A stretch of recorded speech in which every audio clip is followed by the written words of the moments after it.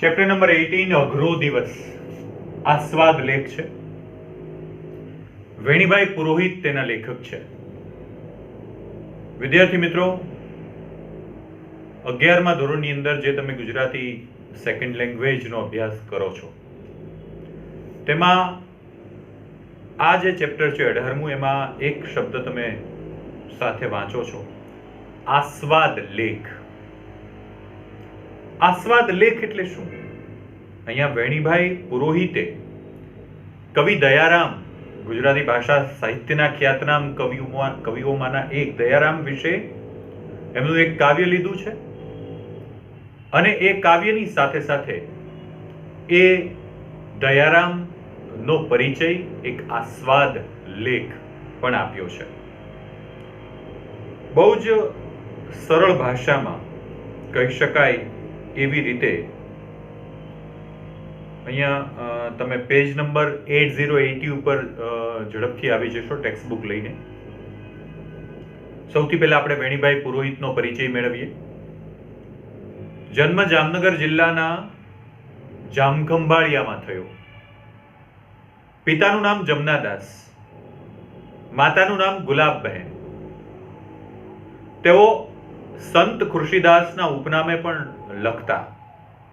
ઝરમર, પરોઢિયાની પદમણી, નયના, સિંજારવ આ એમના સંગ્રહો છે. મધ્યકાલીન પ્રેમલક્ષણા ભક્તિની પરંપરા દયા સખી તરીકે પ્રસિદ્ધ રસકવિ દયારામ પ્રભુરામ ભટ્ટ. જન્મ આજના વડોદરા જિલ્લાના ચાંદોદ ગામે થયો. રસિક વલ્લભ, પ્રબોધ બાવની, અજામિલ આખ્યાન, હનુમાન ગરુડ સંવાદ આ એમની ઉત્તમ રચનાઓ અને ઉત્તમ પ્રદાન. રાધા, ગોપી તેમજ કૃષ્ણની રસગર્ભ ભાવોર્મીઓનું દયારામે અત્યંત ઉત્કટતાથી નિરૂપણ કર્યું છે. ભાવોની સુકુમારતા, લય વૈવિધ્ય, ભાષાની ચિત્રાત્મક છટાઓ તેમજ નાદ માધુરી ઇત્યાદિ દયારામના કૃષ્ણ ભક્તિના પદોની વિશેષતાઓ છે. અઘરોદિસ પદનો કવિ વેણીભાઈ પુરોહિત અહીં આસ્વાદ કરાવે છે. અઘરોદિસ એવો પદ છે, અહીંયા ટાઇટલ તમે વાંચો છો અઘરો દિવસ. અઘરો દિવસ નું જે આસ્વાદ છે એ શું છે? અઘરો દિવસ એટલે કયો અઘરો દિવસ? જન્મ છે એનું મૃત્યુ નિશ્ચિત છે અને અહીંયા કવિ એ દિવસની વાત કરે છે. અઘરો દિવસ એક આવશે દરેકના જીવનમાં. કાવ્યની સમજૂતી આપી છે કે અઘરો દિવસ એક આવશે. મનુષ્ય ગમે તેટલું ગમે તેવું જીવે, કિંતુ એક દિવસ આ દુનિયાની વિદાય નક્કી છે. કોઈ પણ પ્રકારે એની અંદરથી કોઈને ભગવાને એક્સક્યુઝ આપી નથી શકતો. જન્મ છે એનું મૃત્યુ નિશ્ચિત છે. સમય દરેકનો અલગ અલગ હોય છે. કોણ કેવું જીવે છે એનાથી મતલબ નથી, પણ એ જીવે છે એનું મૃત્યુ ચોક્કસ નિશ્ચિત છે. વિદાય નક્કી છે. આખી જિંદગી ગ્રંથ ગરબડમાં અને પાપ પ્રપંચમાં વિતાવી હોય તો છેલ્લી ઘડીએ ઈશ્વર ક્યાંથી યાદ આવે કે સહાય કરે? ગ્રંથ ગરબડ અને પાપ પ્રપંચ આખું જીવન આમાં પસાર કર્યું. લોકો સાથે સ્વાર્થી સંબંધો રાખ્યા, કપટ કર્યું, ભ્રષ્ટાચાર કર્યો અને દગાખોરી કરી, દાણચોરી કરી. આવું બધું અનેક પ્રકારના એવા કામો કર્યા છે. એને અંતે જીવનનો અંત આવે છે ત્યારે કાંઈ આમ મારે નથી લઈ જવાનું. એને જે અબજો રૂપિયા, સંપત્તિ, બંગલો, કાર, ભૌતિક સુખો એ કંઈ સાથે નથી લઈ જવાનું. એને બધાને છોડીને જ જવાનું છે. ભલભલાના ચક્કા છૂટી જાય એવી આ વસમીય ઘડીએ સગા સહોદર, કીર્તિ, સંપત્તિ કોઈને સાથે મળશે નહીં. સગા સંબંધી હોય, ગમે તેવી કીર્તિ, મતલબ જેવું આલિશાન એને કંઈ અહીંયા ખડું કર્યું છે આ પૃથ્વી ઉપર, એ બધું એને છોડવાનું છે. હા, કેવળ કર્મો કરી, જો તમે સારા કામ કર્યા છે તો ચોક્કસ એ કર્મનું ફળ તમને મળશે. એટલે કર્મ કેરી કાંટાળી કેડીને એકલ પંડી એકાકી વાટ જીવાત્માએ જાતે જ પસાર કરવાની છે. જો કંઈક એવા કર્મો કર્યા છે કે જે ખરાબ છે તો એ તમારે કોઈ પણ સમયે એને ભોગવવા પડે જ છે. આ હકીકત છે. છતાં પામર મનુષ્ય પરમ પાસે અંતિમ ઘડી શુભ શ્રદ્ધા સહાયમાં જશે તેવી આંતરેચ્છા અવશ્ય સેવે છે. અને છતાંય આ પામર એટલે કે એને ખબર નથી, એ માણસને તકલીફ પડે છે ત્યારે ખબર છે કે ભગવાન ઈશ્વરની પાસે જ જવાનો છે, અને ઈશ્વરની પાસે જશે ત્યારે એ ઈશ્વરને ખબર છે કે આ તકલીફ પડશે એટલે મારી પાસે આવવાનો છે. એ ઈશ્વરને નહીં ખબર હોય? એની પાસે બધો હિસાબ છે. લૌકિક ન્યાયે પુત્ર કુપુત્ર થાય, માતા કુમાતા ન ભવતી વાળી વાત મનેચ્છા દયાની ભક્ત કવિ દયારામ પણ શ્રી હરિ પાસે રાખે છે. આપણે કહીએ ને ભાઈ, પુત્ર કપુત્ર સપૂત કપૂત, માવતર ક્યારેય કમાવતર ન થાય. છોકરા કદાચ કપાતર થયા હોય પણ માવતર ક્યારેય કપાતર ન થાય. અહીંયા એ જ સંદર્ભ સાથે ઈશ્વરને કહે છે દયારામ કે ભાઈ અમારાથી ભૂલ થઈ પણ તમે તો અમારા માવતર છો, તમે તો અમને માફ કરો. ગમે તેવો લુચ્ચો લફંગો કામી ક્રોધી લોભી કપટી પણ ખરી શ્રદ્ધા શરણથી ઈશ કૃપા પામી શકે છે.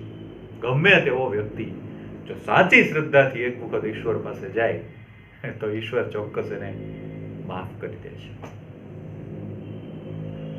જેની સોદાહરણ ચર્ચા વિચારણા પ્રસ્તુત આસ્વાદ લેખમાં કવિ વેણીભાઈએ પોતાની શિષ્ટ વિશિષ્ટ કાવ્યબાનીમાં અહીંયા રજૂ કરી છે. અને આ આખું જે કાવ્ય છે એનો આસ્વાદ કરાવ્યો છે આપણને.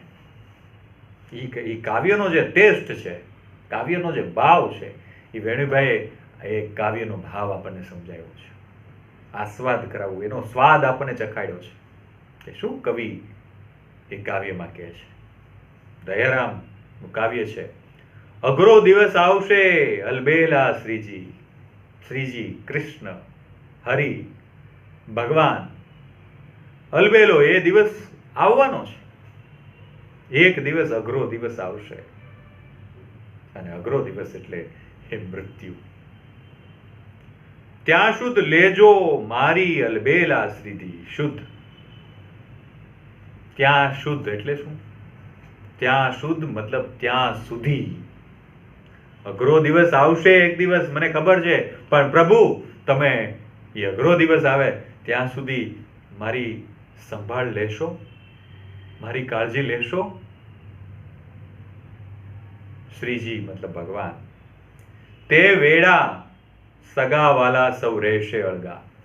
અને એ જ્યારે મૃત્યુનો સમય આવશે ત્યારે કોઈ કોઈનું નથી રહે. કહેવાય છે ને, તારા મોટા મોટા બંગલા ગાડી વાડી આ બધું મેલીને જવું પડશે. સરસ મજાનું ભજન છે, કીર્તન છે. હે તારા મોટા મોટા બંગલા રે, મોટર ને ગાડી વાડી, આ બધું માયા મેલી. એક દિવસ આ બધી જ માયા મેલીને જવું પડશે. એ તારા મોટા બંગલા હોય, એ ગાડીઓ હોય, એ સંપત્તિ હોય, એ જે કંઈ છે એ બધું એક દિવસ મેલીને જવું પડશે. પછી એ દુનિયાનો સામાન્ય માણસ હોય કે ખૂબ ધનાઢ્ય હોય, ત્યારે કોઈનું નથી. સ્વાર્થની સગી છે આ દુનિયા. બાકી જરૂરતથી વધારે ઘરમાં કોણ લાશ રાખે છે? એટલી સ્વાર્થી. એટલે અહીંયા કવિ કહે છે, એ વેળા સગાવાલા સૌ રહેશે અળગા, બધા અળગા રહેશે, દૂર રહેશે, જ્યારે જમના કિંકર ઝપટાવશે અલબેલા શ્રીજી. જ્યારે જમના કિંકર એટલે કે સેવક, જે ચાકર છે, અને એ ચાકર આપણી આસપાસ, એ સેવક આપણી આસપાસ કોઈ નહીં રહે. બધા જ આપટશે, આપણને સાફ કરી નાખશે. આખું બોડી ગંદુ થયું છે તો એને આમ આમ આમ સરસ મજાનું ચોખ્ખું કરી નાખશે શરીરને. બાકી તો એ જમીન ઉપર ચત્તા પાટ એ પડ્યા હોય, એ 5 ફૂટની લાશ હોય કે 5.5 ફૂટની લાશ હોય, બસ આટલું જ આપણા શરીરને રાખી શકાય એટલી જમીનની જગ્યાની જરૂર પડશે. અને એ પણ જ્યાં સુધી સળગી ન જાય, જ્યાં સુધી એને દફન ન કરી દઈએ ત્યાં સુધી જ. અવસરે આવી કર સહાશો નહીં કૃષ્ણજી તો. જો અવસર, પ્રસંગે આવી અને તમે અમને સહાય કરશો અને નહીં કરો તો દુશ્મનનો દાવો ફાવશે અલબેલા શ્રીજી. એટલે દુશ્મનો તો એમ કહેતા હતા, ભાઈ જાય તારે જે કરવું હોય, કોઈ ભગવાન તારી વારે નથી આવવાનો, પણ તું જ્યારે જરૂર હોય ત્યારે મારી વારે આવજે હે ઈશ્વર. અને જો તું નહીં આવે તો કોણ ફાવશે? તો કે દુશ્મન. દોષ દેખી જો દીનાનાથ ઓસરશો તે સમ કોણ છોડાવશે અલબેલા શ્રીજી. દોષ દેખી, અમારામાં કેટલી ઉણપ છે, કેટલી અમે ભૂલો કરી છે, એને ઓસરી જાઓ, એને ભૂલી જાઓ અને એને ઓસરશો તે સમ કોણ છોડાવશે અલબેલા. અને એ દિવસે અમે જો એ જ વસ્તુમાં, એ જ ભૂલોમાં અમે રહેશું તો અમને કોણ છોડાવશે? કુપુત્ર કેરા અવગુણ ઢાંકીએ શોભા પિતાની. પુત્રના અવગુણ છે એ ઢાંકી દે, એ જ પિતાની શોભા છે. એટલે અહીંયા કવિ ઈશ્વરને કહે છે, તું તો અમારા પિતા તુલ્ય છો, માતા તુલ્ય છો. તું અમારા અવગુણને ઢાંકી દે, પ્રકાશે પોતાને લજાવશે અલબેલા શ્રીજી. જેવો તેવો પણ દયો કહાવ્યો તમારો પ્રભુ. દયારામ કહે છે, જેવો તેવો, જેવો છું એવો પણ તમારો છું પ્રભુ. તમ વિના કોણ નિભાવશે અલબેલા શ્રીજી. અને તારા વિના મારો સાથ કોણ નિભાવશે? હવે વેણીભાઈ પુરોહિત આ કાવ્યનો આસ્વાદ આપણને કરાવે છે અને કહે છે કે કવિ દયારામ એટલે કે દુલ્લો આદમી હતો, દુલારો, ભક્ત. ઓછવ્યો ઉદ્ગાતા હતા અને રચનાઓમાં રસિક જનનું માધુર્ય છે. એની જે રચનાઓ છે એમાં રસ છે, માધુર્ય છે. રાધા અને કૃષ્ણનો શૃંગાર એને ભાવ લાલિત્યથી લડાવ્યો છે. તમે દયારામની કવિતા વાંચતા હોય એટલે એમાં રાધા હોય, એમાં કૃષ્ણ કેન્દ્ર સ્થાને હોય અને એને લડાવે છે દયારામ. અહીંયા લડાવવું એટલે ઝઘડો નહીં, પણ એના શૃંગારને, એના સૌંદર્યને, એના પ્રેમને.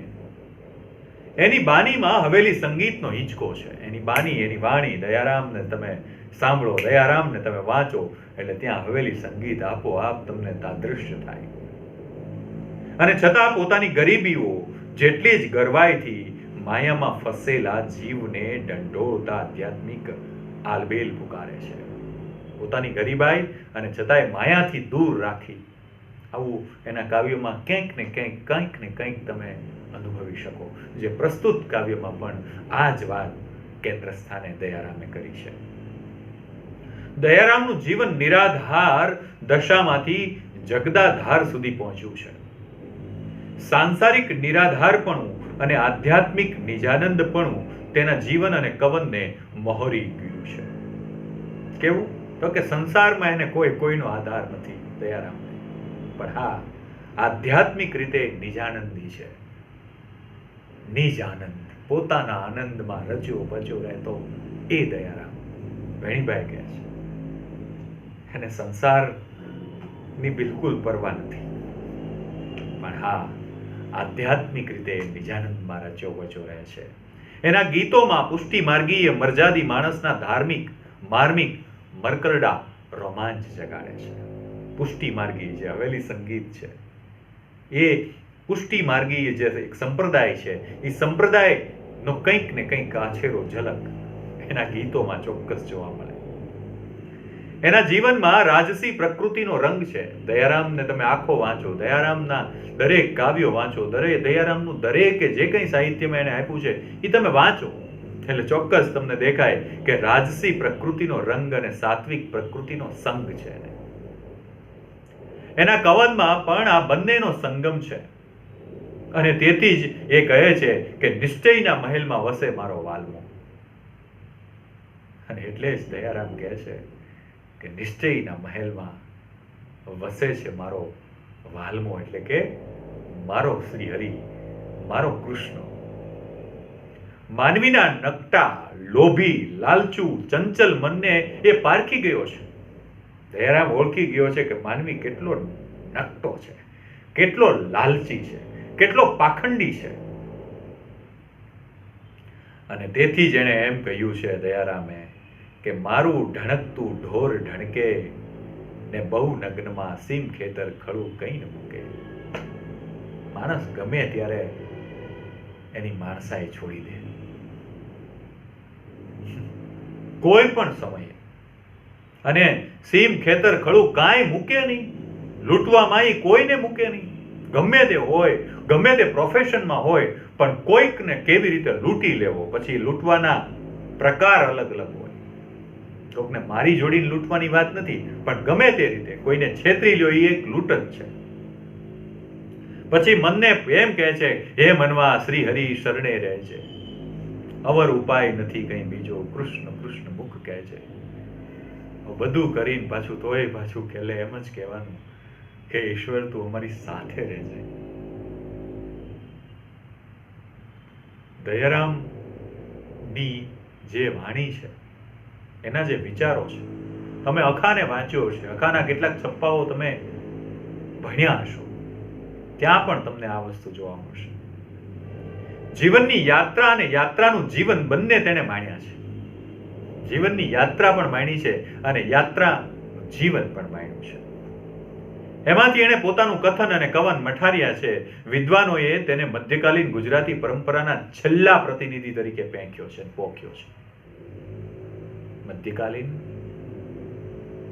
ગુજરાતી સાહિત્યના છેલ્લા કવિ તરીકે પોખ્યા છે. લાગણીઓને લાડ લડાવી જાણનાર, ઈશ્વરનો લાડ ઘેલો બની શકનાર, વર્ણાગી, વાણીના ટહુકા રમાડનાર દયારામ કોઈ એક ક્ષણે પોતાના જીવન યાત્રાનો મુકામ આવી ગયો છે એવો અણસારો પામ્યો હશે ત્યારે લખાયેલી એક કૃતિ અહીં લીધી છે. અને આ દયારામનો આસ્વાદ કરાવતા કરાવતા વેણીભાઈ એમ કહે છે કે જ્યારે એ દયારામને ખબર પડી કે હવે બસ મારો સમય નજીક આવી ગયો છે, આ મારો દિવસ હવે નજીક આવી ગયો છે. કયો? અઘરો દિવસ, મૃત્યુનો દિવસ. એવું જ્યારે એને થયું કે મારી જીવન યાત્રાનો મુકામ હવે આવી ગયો છે, ત્યારે દયારામે આ કવિતા લખી. મૃત્યુના દિવસને તેણે દયારામ જ કહી શકે એમ અઘરો દિવસ કહ્યો છે. મૃત્યુના દિવસને બીજું કોઈ નહીં, એ દયારામ જ કહી શકે, એટલે એને અઘરો દિવસ કહ્યો છે. ભગવાન શ્રી કૃષ્ણના શરણનું રટણ તેણે આ પદમાં રમતું મૂક્યું છે. બસ ભગવાન તારા શરણમાં, મરણ શરણ, આ મૃત્યુ સમયે મને તારા શરણે લઈ લે. કવિ નર્મદ પણ અંત ઘડીએ, નર્મદ કવિ ગુજરાતી ભાષા સાહિત્યના ઉત્તમ કવિ, એણે પણ છેલ્લી ઘડીએ એમ લખ્યું છે કે રસિકડા નવ કરશો કઈ શોક, મારો કોઈ શોક ન કરતા, દુઃખ ન લગાડતા મારું. ઈષ્ટદેવ કૃષ્ણ ને કવિ એમ કહે છે કે હવે જો તમે શરણ નહીં આપો તો શત્રુઓને રાજી થવાનો અને ચેષ્ટા કરવાનો વારો આવશે. તમે હવે તો મને શરણ લઈ લ્યો, નહીતર શત્રુઓ રાજી થશે, દુશ્મનો રાજી થશે. મને હવે તમે તમારા શરણોમાં લઈ લ્યો, તમે મને હવે શરણ આપી દો. શત્રુઓ કહેશે કે આખું આખું કૃષ્ણ કૃષ્ણ કરનારની અંત ઘડી પ્રભુએ ઉપેક્ષા કરી. આખું જીવન મેં કૃષ્ણ કૃષ્ણ કર્યું છે, તો મારા શત્રુ એમ કહેશે કે આ અંત ઘડીએ પણ તારા કૃષ્ણે તારી ઉપેક્ષા કરી છે. કવિ પોતે જાણે કે જીવનમાં ભક્ત તરીકે ભાવપૂર્વક ભક્તિ કરી છે. એને ખબર છે મેં મારા જીવનમાં ભાવપૂર્વક ભક્તિ કરી છે. કવિ તરીકે જ્ઞાન અને ભક્તિ, માયા અને મુક્તિના ગીત ગાયા છે, પણ માનવી તરીકે ઘણી ક્ષતિઓ પણ થઈ ગઈ છે પ્રભુ. કવિ તરીકે મન મૂકીને તમારી ભક્તિ કરી છે, પણ માણસ તરીકે કેટલીક ભૂલ મારાથી પણ થઈ હશે. મારા અવગુણ તમે સામે ન જોશો, મારા અવગુણ જે કંઈ થયા છે માણસ તરીકે એ મારી સામે, એ ગુણ સામે, એ અવગુણ સામે ન જોતા હું જેવો છું તેવો મને બસ નિભાવી લ્યો. અંત ઘડીએ પ્રભુ તું મને સમાવી લે તારી શરણોમાં. તો વેણીભાઈ પુરોહિત દયારામની આ એક કવિતાનું આસ્વાદ કેવી રીતે કરી શકાય વિદ્યાર્થી મિત્રો? એક કવિતા તમે લખો છો, એક કવિતા તમે વાંચો છો, એ કવિતાના પ્રશ્નોના જવાબ લખો છો, ત્યારે એ કવિતાનો સાર કેવી રીતે તમે લખી શકો, એ કવિતાનો ભાવ તમે કેવી રીતે લખી શકો, એ કવિતાના શીર્ષકની યથાર્થતા તમે કેવી રીતે લખી શકો, એનું ઉત્તમ ઉદાહરણ છે આ આસ્વાદ. દયારામની ગરબી ખૂબ જાણીતી, એના પદ પમરાટ કરે છે, એના ધોળ ધબકે છે, એની વ્રજ ભાષાના પદ પ્રેરણા આપે છે, એના ગોપી ભાવની નિષ્ઠા નગારે ઘાવ કરે છે, પણ જીવનના અંતના અણસારાની ઘડીએ ગેરાશ, સચ્ચાઈ અને ગહનતાને વિસરી જવાય છે. અને વિસરી ન જવાય એ ગેરાશનો ઘૂંટડો આ પદમાં છે. ભીનું અને ભાવુક આંદોલન આ પદમાં સતત જગડ્યા કરે છે. પદ અને પદની અંદર રહેલો જે ભાવ છે એ આપણને અહીંયા વેણીભાઈ પુરોહિતે એનો આસ્વાદ કરાવ્યો છે. કવિતાનો આસ્વાદ શું હોઈ શકે? એ કવિતાને કેમ આપણે માણી શકીએ? એ કવિતાને કેમ આપણે અનુભવી શકીએ? એ બહુ સુંદર અહીંયા અઘરો દિવસ એક આસ્વાદ લેખ છે. એટલે એને વારંવાર વાંચવાનો પ્રયત્ન કરજો. તમને કંઈક નવું જાણવા ચોક્કસ મળશે. અને હા, પ્રશ્નોના જવાબ નોટબુકમાં ચોક્કસ લખશો. Thank you.